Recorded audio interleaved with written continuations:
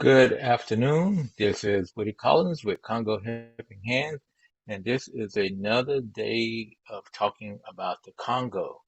We have two subjects we're going to talk about today. Actually, going to give you a bonus subject, but the two main subjects is going to be COVID-19 in the Kasai, and the second one is uh, the food insecurity in the Kasai. So let's go ahead and get started. I want to thank you for stopping by. Thank you for checking in with me. And uh, so, COVID-19, as you know, COVID-19 in the Congo is nowhere near what we have here in the United States. They have just 10,000, 11,008 cases at this point in time, and they have 302 deaths. However, as I've said in the past, that is a kind of little misleading.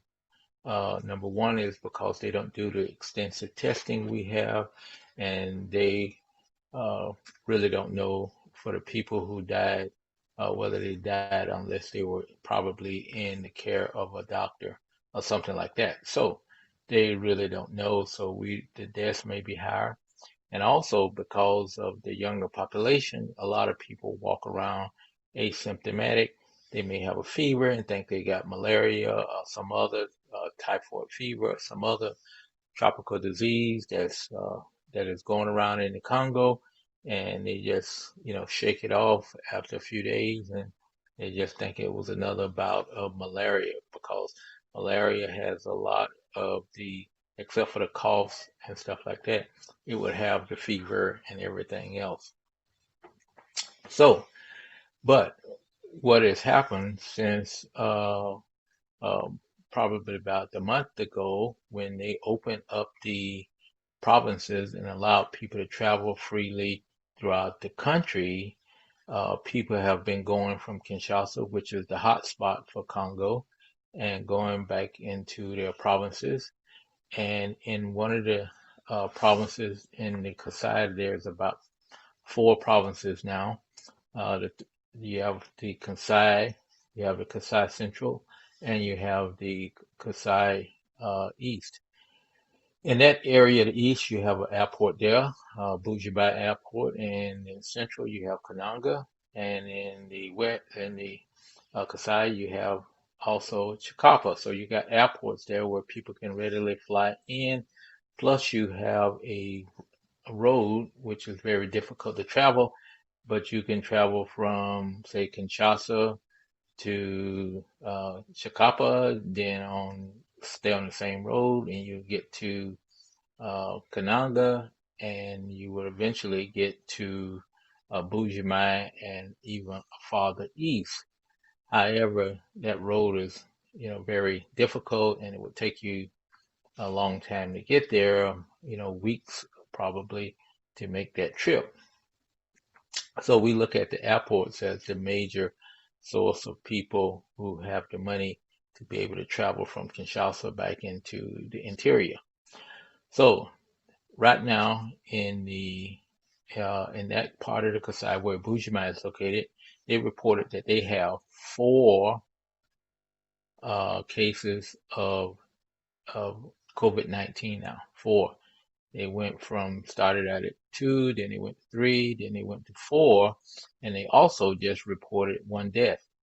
Now the death is kind of raises the the spectrum for me and starts me to worry that is now you have it at whereas traditionally uh, it's not that screen it's when it hits the younger people, as I said earlier, they shake it off as uh, malaria, typhoid fever, or some other kind of something that they can probably get well from.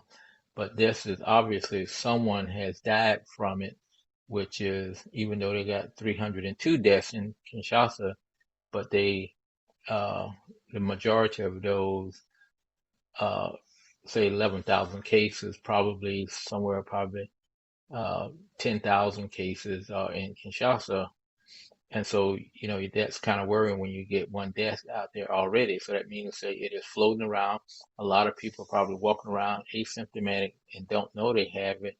And so it's going to probably spread as people, uh, younger people come in contact with older people, or people with those underlying problems such as high blood pressure, uh, asthma, or even diabetes. So you got that problem going on now, which is kind of scary because in Bujima you may have a hospital there, but it is not. They don't have the level and sophistication of hospitals as you have in Kinshasa. So you're out in the rural area, and so you're you're down to a lower standard of living. I don't even know if Bougie might have electricity 24 hours, or as I was talking yesterday, whether they still have limited electricity, meaning say it only comes on at uh, say 6 o'clock, 7 or 8 in the evening, and stays on to 10 or 11 at night. Well, that don't do too much for you if you got a hospital that needs to run a ventilator, if they have a ventilator, and to provide that level of care. So it's a different situation when you get outside of the capital city and things start going rapidly down in terms of access to health and availability of different health uh, facilities. So that what scares me. And then, as I just said, there is a road that goes from uh, Kananga and Chikapa all the way into Bujimai, which would be problematic as a lot of people travel that road on top of trucks and everything. So it could easily be spread uh, uh, from one area to the other. The second thing I want to talk about is the food insecurity. We talked a little bit about that yesterday, and just thought of a couple more things. Is that the World Food Program has been delivering food in the Kasais due to the unrest. We still have a little lingering unrest that's there. They won the Nobel Peace Prize. The World Food Program won the Nobel Peace Prize for Peace, and so they have been doing a lot of work there, and they are the ones who have kept the country and saved millions of lives in the Congo. Because, when people aren't able to farm, they they directly relates to you can't eat. So the solution to that problem is to be able to get people back farming. They have the opportunity to grow 2 crops a year.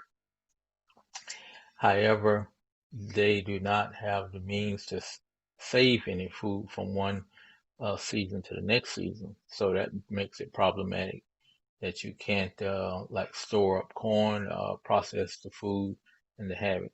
So it's there in a very serious situation where if they miss one season, they have to wait to the next season to try to do it. And how can you go without eating for almost 5 to 6 months while you wait on the next crop?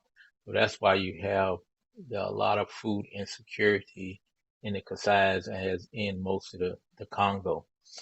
Uh, so that's kind of wanted to add to that picture of what we painted yesterday of restoring farms and getting those to work properly. It's an ongoing problem that we need to continue to work on, and hopefully we can get to the point where they're secure with their food supply and things. So the bonus item that I wanted to talk about is Ebola.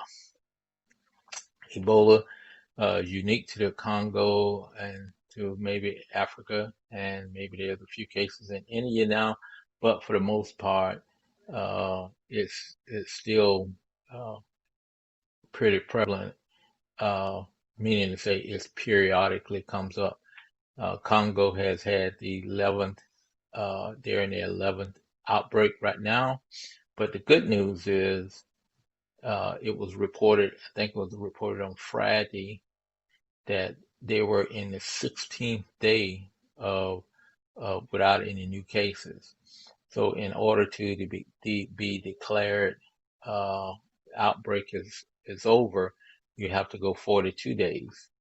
So we hope that they continue to have no new cases and that they can call this thing quits on the 11th outbreak of Ebola.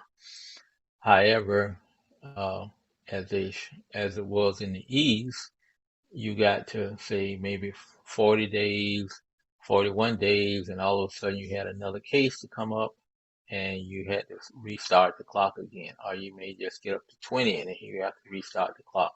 So the clock restarts every time um, you find another case. So we will hope and pray that they continue to have no new cases and that we can put this 11th outbreak of Ebola to rest in the Congo.